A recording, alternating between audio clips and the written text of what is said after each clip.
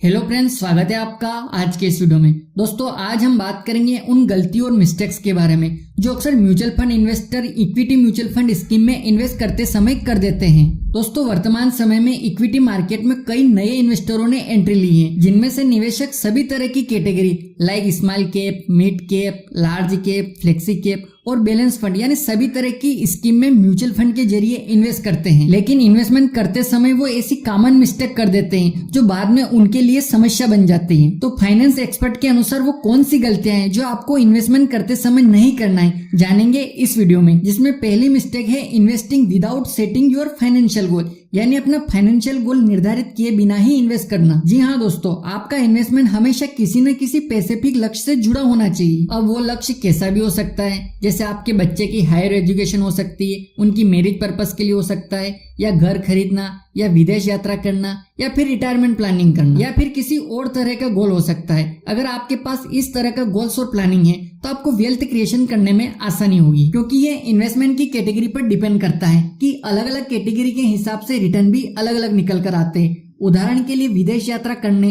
या घर खरीदने के लिए इंतजार किया जा सकता है, लेकिन आपके बच्चों की शिक्षा या उनकी शादी के लिए इंतजार नहीं कर सकते। मान लीजिए आपका कोई फाइनेंशियल गोल करीब है, तो मार्केट की कंडीशन को देखते हुए आपका जो भी इक्विटी में इन्वेस्टमेंट है उसको सेफ स्कीम में ट्रांसफर करना जरूरी होता है। लेकिन जब आपका कोई गोल या लक्ष्य नहीं होगा तो आप ऐसा नहीं कर पाएंगे। इसलिए सबसे पहले कोई भी अपना स्पेसिफिक फाइनेंशियल गोल तय करिए और उसके हिसाब से इन्वेस्टिंग स्टार्ट करिए। दूसरी गलती है prefer to return and avoid financial goal. जी हाँ दोस्तों, अपने फाइनेंशियल गोल की बजाय रिटर्न को महत्व देना। इसका मतलब यह है कि हायर रिटर्न की संभावना को देखते हुए ही इन्वेस्ट करना, बिना इस बात पर विचार करें कि वे उनकी इन्वेस्टमेंट कैटेगरी के साथ तालमेल भी बिठा पा रहे हैं या नहीं। यानी किसी म्यूचुअल फंड स्कीम ने उसके पिछले कई सालों के रिटर्न की अपेक्षा फिलहाल के 2-3 सालों में अच्छा रिटर्न बनाकर दिया है तो उसको प्राथमिकता देना। लेकिन कुछ म्यूचुअल फंड स्कीम ऐसी भी हैं जो कंटिन्यूसली लगातार अच्छा प्रदर्शन कर रहे हैं तो उनको दरकिनार कर देना। ऐसी स्थिति में इन्वेस्टर अपने स्पेसिफिक फाइनेंशियल गोल को तो भूल जाते हैं और उन स्कीम या उस इन्वेस्टमेंट को प्राथमिकता देते हैं जो तत्काल या हाई रिटर्न देने का दिखावा करते हैं। तो इस प्रकार की गलती करना भी आपके लिए रिस्की हो सकता है। इसलिए रिटर्न के पीछे भागने के बजाय अच्छे फंड में इन्वेस्ट करके फाइनेंशियल गोल को ध्यान में रखें। दोस्तों, तीसरी जो गलती करते हैं इन्वेस्टर वो है नॉट रिव्यूइंग योर इन्वेस्टमेंट, यानी अपने इन्वेस्टमेंट की समीक्षा न करना। दोस्तों, पर्सनल फाइनेंस एक्सपर्ट के मुताबिक समय समय पर अपने इन्वेस्टमेंट की समीक्षा करना भी जरूरी है।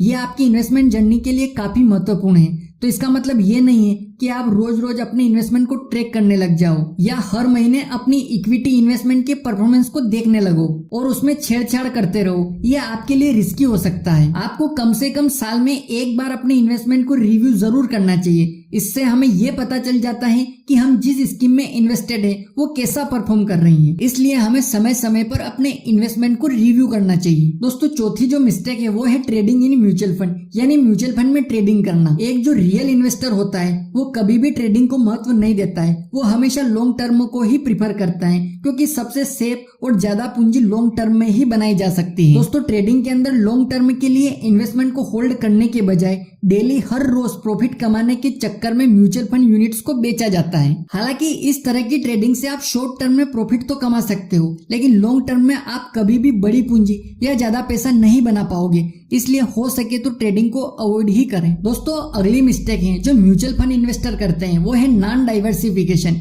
यानी अपने इन्वेस्टमेंट और पोर्टफोलियो को डाइवर्सिफाई नहीं करना। दोस्तों, इन्वेस्टमेंट करते समय थोड़ा थोड़ा सभी तरह के इन्वेस्टमेंट ऑप्शन को सिलेक्ट करना चाहिए। जैसे कुछ इक्विटी में, कुछ डेब्ट में और कुछ गोल्ड में इन्वेस्ट कर सकते हैं। यानी सारा इन्वेस्टमेंट एक जगह न करके थोड़ा थोड़ा हर जगह रखना चाहिए। इससे ये होता है कि अगर कोई एक फंड से या कैटेगरी अच्छा परफॉर्म नहीं करती है तो उससे हमारे पोर्टफोलियो पर ज्यादा असर नहीं पड़ता है। लेकिन अगर हमारा सारा इन्वेस्टमेंट एक ही जगह होता है तो हमें ज्यादा लॉस होने की संभावना होती है। इसलिए हमें अपने इन्वेस्टमेंट को हमेशा डाइवर्सिफाई करना चाहिए। अगला पॉइंट या अगली मिस्टेक है trying to time the market, यानी अपने हिसाब से मार्केट का समय निर्धारित करने का प्रयास करना। इसका मतलब ये होता है कि जब मार्केट में गिरावट आती है तो कई इन्वेस्टर घबरा जाते हैं और वे हड़बड़ी और जल्दबाजी में या आगे की गिरावट के डर से अपना इन्वेस्टमेंट वापस निकाल लेते हैं और अपनी चल रही एसआईपी को भी बंद कर देते हैं। तो ऐसा नहीं करना चाहिए। जब मार्केट गिरता है तो हमें अपने इन्वेस्टमेंट में एसआईपी को और बढ़ाना चाहिए,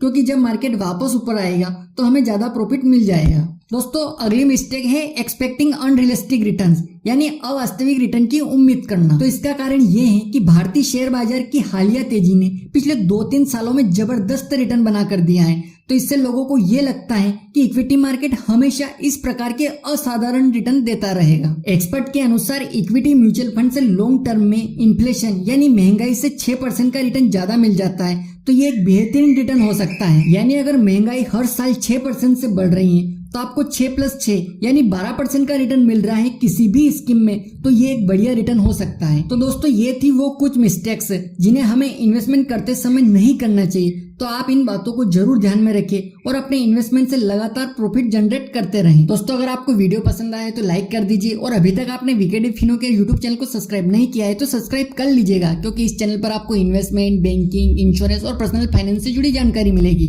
दोस्तों मिलते हैं अगले वीडियो में किसी नए टॉपिक के साथ, तब तक के लिए जय हिंद, जय भारत।